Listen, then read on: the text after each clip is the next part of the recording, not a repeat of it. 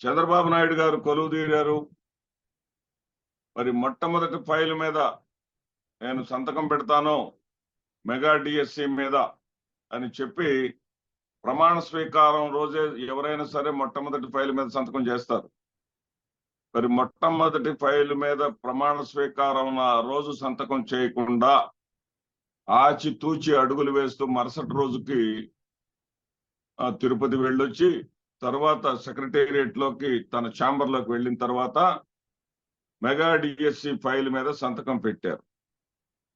Mega డిఎస్సిని ముఖ్యంగా ముందుగా ఆ యొక్క ప్రభుత్వానికి, కూటమి ప్రభుత్వానికి శుభాకాంక్షలు తెలియజేస్తూ ప్రజలు ఆశలు ఆకాంక్షలు నెరవేర్చాలని మనస్ఫూర్తిగా కోరుకుంటూ, ఏదైతే ప్రజలు వాళ్ళ మీద ఆశలు పెట్టుకొని శ్రీకాకుళం నుంచి చిత్తూరు వరకు కులాలకు అతీతంగా, ప్రాంతాలకు అతీతంగా వాళ్ళని ఆదరించి బ్రహ్మాండమైన మ్యాండేట్ ఇచ్చారో 164 సీట్లంటే ప్రతిపక్ష పార్టీకి కనీసం ప్రతిపక్ష హోదా కూడా లేకుండా ఇచ్చారంటే ప్రజలు ఎంతటి విశ్వాసాన్ని, నమ్మకాన్ని పెట్టుకొని ఇచ్చారో దాన్ని గుర్తుపెట్టుకోవాలి. వాళ్ళు చెప్పిన ప్రధానమైనటువంటి హామీల్లో మొట్టమొదటి హామీ మెగా డిఎస్సి. మెగా డిఎస్సి అందరిలాగా నేను దగా డిఎస్సి అనను, కానీ ఇది మైనస్ డిఎస్సి అనాల. Minus DSC. జగన్మోహన్ రెడ్డి గారు ఆయనకి లౌక్యం తెలియదు, చేసిన పనిని చెప్పుకోవటం ఆయనకి చేత కాదు. అదే చంద్రబాబు నాయుడు గారు అయితే గోరంత చేసి కొండంత చెప్పుకోవటం అలవాటు. అది చరిత్ర చెప్పిన నిజం. నేను మారిన చంద్రబాబును అన్నాడు, కానీ ఆయన మారలేదు అనేది ఆయన మొట్టమొదటి సంతకంలోనే అర్థమైపోయింది. ఎందుకంటే మెగా డిఎస్సి అంటే అందరూ ఏమనుకున్నారంటే సాక్షాత్తు కేంద్ర ప్రభుత్వానికి సంబంధించినటువంటి పార్లమెంట్ లోనే సంబంధిత మంత్రి అన్నపూర్ణాదేవి గారు 39,000 ఖాళీలు ఉన్నాయని చెప్పారు. దాన్ని పట్టుకొని అందరూ కూడా ఆనాడు జగన్మోహన్ రెడ్డి గారి మీద విరుచుకుపడ్డారు. అంతేకాకుండా తెలుగుదేశం పార్టీ కూడా 30,000 ఖాళీలను వెంటనే భర్తీ చేయాలంటూ జగన్మోహన్ రెడ్డి గారిని డిమాండ్ చేసుకుంటూ వచ్చింది. ఆ తర్వాత జనసేన పార్టీ నాయకుడైనటువంటి నాగబాబు కూడా 35,000 ఖాళీలు ఉన్నాయి, డిఎస్సి అంటే 6,100 సీట్లు వేస్తారా, 35,000 ఖాళీ ఉంటే 6,100 అని ప్రకటిస్తారా అని చెప్పేసి జగన్మోహన్ రెడ్డి గారి మీద విరుచుకుపడటం జరిగింది.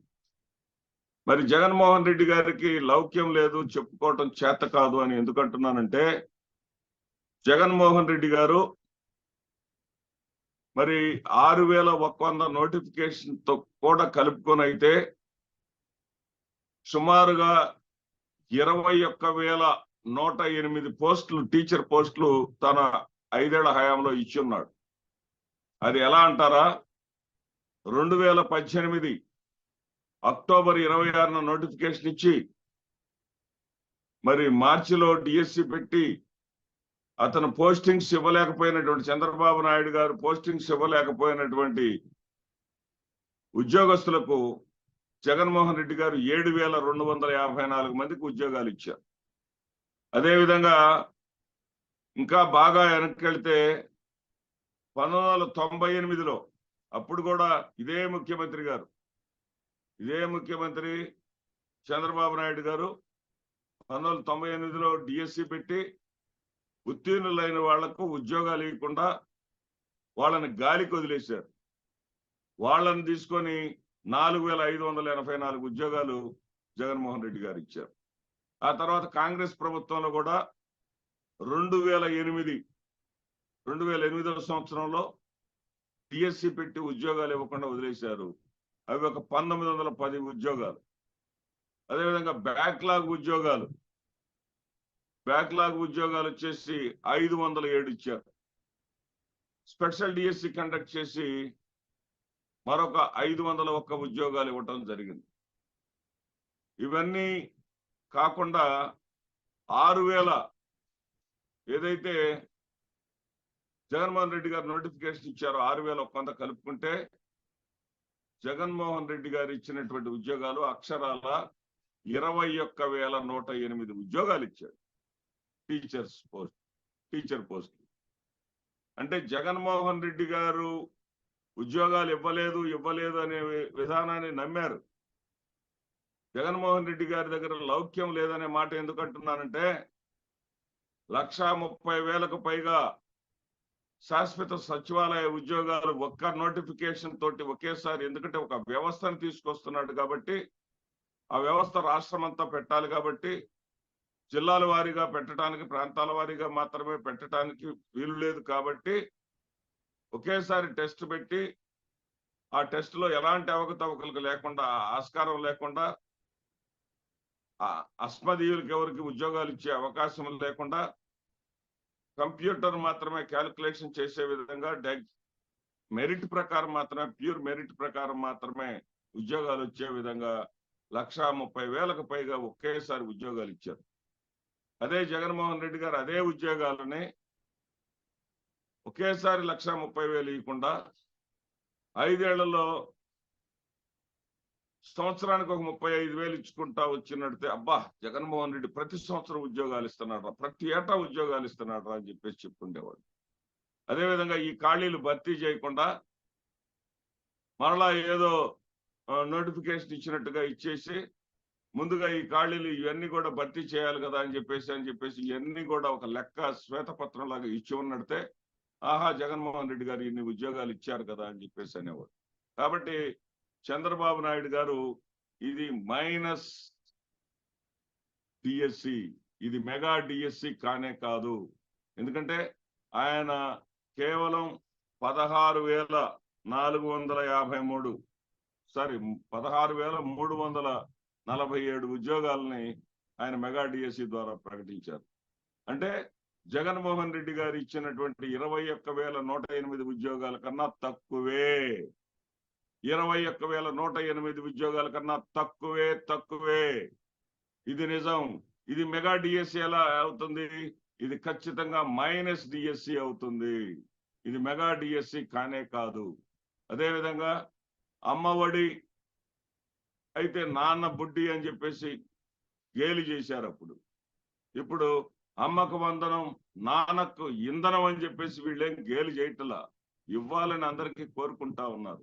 అయితే ఆ రోజున జగన్మోహన్ రెడ్డి గారు ప్రైవేటు పాఠశాలలో చదువుకున్నా, ప్రభుత్వ పాఠశాలలో చదువుకున్నా, వైట్ కార్డు ఉన్నా లేకపోయినా వాళ్ళందరికీ కూడా చదువుకునేటటువంటి పిల్లలందరికీ కూడా, పిల్లల తల్లులకి ప్రతి ఇంటికి ప్రతి తల్లికి కూడా ఇవ్వటం జరిగింది. కానీ ఇప్పుడు అప్పుడే ఆంక్షలు పెట్టేశారు. ఏంటంటే తెల్ల కార్డు ఉంటేనే, ప్రభుత్వ పాఠశాలలో చదివితేనే. మరి ఎన్ని పోతాయో, ఎంతమందిని ఏరివేస్తారో కాలమే చెప్పాలి. జగన్మోహన్ రెడ్డి గారు చేసింది చెప్పుకోవటం చేత కాదు. ఇదే కాదు, ఉద్దానం సమస్య తీసుకోండి. ఉద్దానంలో ఓ విపరీతమైనటువంటి పబ్లిసిటీ గురు శిష్యులు ఇద్దరు కూడా తెచ్చుకున్నారు. పవన్ కళ్యాణ్ గారు అక్కడికి వెళ్ళి ఇంత సమస్య ఉంటే ప్రభుత్వాలు ఏం చేస్తున్నాయని అనటం, పవన్ కళ్యాణ్ గారు లాంటి వాళ్లే సమస్య నా దృష్టికి తీసుకొచ్చారని చెప్పేసి చంద్రబాబు నాయుడు గారు స్పందించటం, వెంటనే నేను సమస్యను పరిష్కరిస్తాను అనటం అని ఆయన ఏం చేశాడంటే తాత్కాలికమైనటువంటి డయాలసిస్ సెంటర్స్ మాత్రమే పెట్టాడు. అంటే కిడ్నీ వ్యాధితో బాధపడే వాళ్ళకి డయాలసిస్ అవసరం. కొంతమంది నెలకు ఒకసారి చేయాలి, కొంతమంది వారానికి ఒకసారి చేయాలి. అటువంటి డయాలసిస్ చేసేటటువంటి కేంద్రాలను మాత్రమే చంద్రబాబు నాయుడు గారు పెట్టారు. కానీ జగన్మోహన్ రెడ్డి గారు ముఖ్యమంత్రి అయిన తర్వాత సమస్యను శాశ్వతంగా పరిష్కరించారు. ఏదైతే నీటి సమస్య వల్ల ఆ ప్రాంతంలో ఉన్నటువంటి నీటి వల్ల సమస్య వస్తుందో ఆ సమస్యను పూర్తిగా అధిగమించి నీటిని పైప్ లైన్ల ద్వారా నీటిని సరఫరా చేస్తూ ట్యాంకర్లో నిల్వ ఉంచి కోట్లాది రూపాయలు ఖర్చు పెట్టి అక్కడ శాశ్వత పరిష్కారాన్ని చూశారు. అదేవిధంగా దాదాపు 840 కోట్ల రూపాయలను ఖర్చు పెట్టి ఒక ప్రాజెక్ట్ లాగా చేసి అక్కడ శాశ్వతమైనటువంటి హాస్పిటల్ నిర్మించి చక్కటి సౌకర్యాలను ఆ ప్రాంతంలో ఏర్పాటు చేయటం జరిగింది. ఇది శాశ్వతమైనటువంటి పనులు చేసినటువంటి జగన్మోహన్ రెడ్డి గారేమో చెప్పుకోవటం చేత కాలేదు. అరకొరగా పనులు చేసేటటువంటి వీళ్ళేమో మేము చేస్తాం. ఇప్పుడు మెగా డిఎస్సి ఇది విమర్శకులు అన్నట్టు దగా డిఎస్సి కాదు, కానీ మరి చంద్రబాబు వారు పాత ఆయన రాజశేఖర రెడ్డి గారు ఒకసారి ఇచ్చారు 50,000కు పైగా ఒకేసారి ఉద్యోగాలు. అది మెగా డిఎస్సి అండి. మెగా డిఎస్సి అంటే అది. అంతేగాని దగా చేయటము, మోసం చేయటము,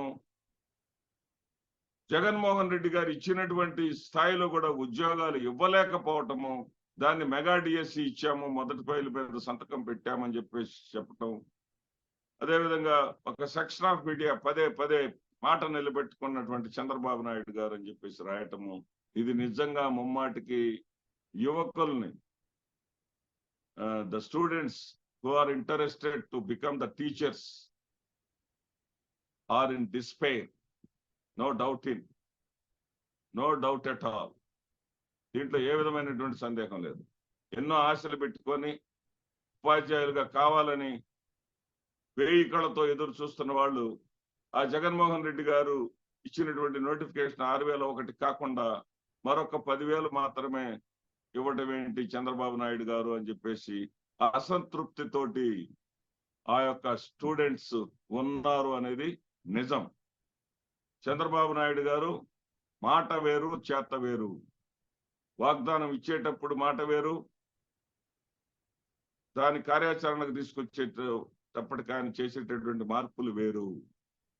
ఇప్పుడు చంద్రబాబు నాయుడు గారి హయాంలో ఈ రాష్ట్రంలో 39,000 సామాజిక పెన్షన్లుంటే అర్హులందరికీ ఇవ్వమని చెప్పేసి జగన్మోహన్ రెడ్డి గారు దాన్ని 66 లక్షలకు చేర్చారు. ఈ 66 లక్షలు ఉంటాయా, వాటిని కుదిస్తారా అనేది కాలమే చెప్పాలి. ఏది ఏమైనా ప్రజలు ఆశకు లోనయ్యారు, వాళ్ళ మాటలు నమ్మారు. 3,000 కాదు 4,000 ఇస్తామంటే నమ్మారు. మరి ఒక్కరికి కాదు 15,000, ఎంతమంది ఉంటే అంతమందికి, ఎంతమంది పిల్లలు ఉంటే అంతమంది పిల్లలకి, ముగ్గురుంటే 45,000, నలుగురుంటే 60,000 ఇస్తామంటే నమ్మారు. 3 ఉచిత సిలిండర్లు అంటే నమ్మారు. మరి ప్రతి మహిళకి కూడా 19 ఏళ్ళు టచ్ అయినటువంటి ప్రతి మహిళకు కూడా 1,500 నెలకి ఇస్తామంటే నమ్మారు. ఇవన్నీ కూడా నెరవేర్చాలి. ఇవన్నిటికి నెరవేర్చకపోతే ప్రతిపక్షం ప్రశ్నించడానికి సిద్ధంగా ఉండాలి. ఇక్కడ నంబర్తో పని లేదు. ఏది తమిళనాడు రాష్ట్రంలో చూసుకుంటే కేవలం ఒకే ఒక్క జయలలిత గెలిచిన సందర్భం ఉంది, ఒక కరుణానిధి మాత్రమే గెలిచినటువంటి సందర్భం ఉంది. మిగతా వాళ్ళందరూ కూడా ఓడిపోయినటువంటి పరిస్థితులు కూడా ఉన్నాయి. ప్రతిపక్ష హోదా అవసరం లేదు ప్రజల తరపున పోరాడటానికి. ప్రజల ఆకాంక్షలను నెరవేర్చినప్పుడు ప్రభుత్వాన్ని నిలదీయటానికి ప్రతిపక్ష పార్టీ ఉంటే చాలు, ప్రతిపక్ష హోదా అవసరం లేదనే విషయాన్ని జగన్మోహన్ రెడ్డి గారు గుర్తెరగాలి. జగన్మోహన్ రెడ్డి గారు ప్రజల తరపున పోరాడాలి. ఇదే విధంగా మైనస్ డిఎస్సిని ఇచ్చేసి మెగా డిఎస్సి అని చెప్పుకున్నటువంటి డొల్లతనాన్ని ప్రజలకు వెంటనే తెలియజేయాలి. ప్రజలకు కూడా వాస్తవాలను ఎప్పటికప్పుడు సత్యాలను తెలియజేయకపోతే అది సమాజానికి చాలా నష్టం చేస్తుంది అనేటటువంటి అంబేద్కర్ విధానాన్ని పాటించాలని చెప్పేసి వినయంగా మనవి చేసుకుంటూ ఉన్నా. మీ మాదిరెడ్డి శ్రీనివాస్.